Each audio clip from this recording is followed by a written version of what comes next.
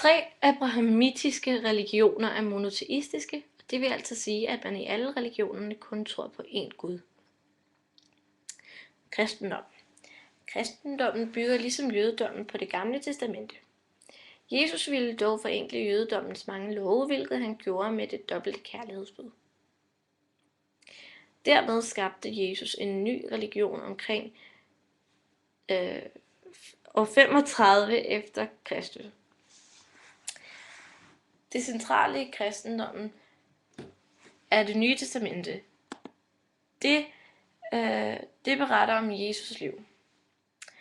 I kristendommen tror man på den treenige Gud, der består af Faderen, Sønnen og Helligånden. Og religionen er meget udbredt i USA, Europa, Australien og Afrika i dag, og er den største religion i hele verden. Jødedom. Omkring år 1200 før vores tidsregning skrev Moses de 5 Mosebøger, der også kaldes for Toraen, ned. Den består af 613 lovbestemmelser, som jøder skulle overholde. Som vilkårene de ændrede sig, blev de oprindelige 613 lovbestemmelser fortolket i forhold til nye situationer. Sådan opstod en mundtlig overlevering kaldet Talmud 500 år før vores tidsregning.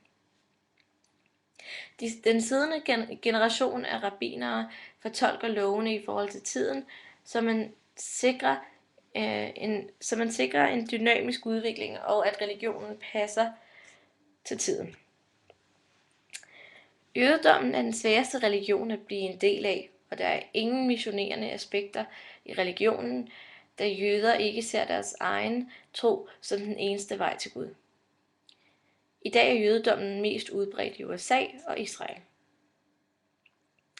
Islam. Islam er den yngste af de 3 religioner og opstod først i år 610 til år 632, men muslimer ser den som den ældste religion, da de mener, at Gud allerede gav Adam sine budskaber. I år 610 fik Muhammed åbenbaringer i ørkenen ved Mekka. Muhammed bekendtgjorde, at der kun fandtes én Gud ved navn Allah. Muhammeds åbenbaringer fra Mekka samledes i Koranen. Kernen i lovreligionen islam er de 5 søjler, der er regler for, hvordan man bør leve som muslim.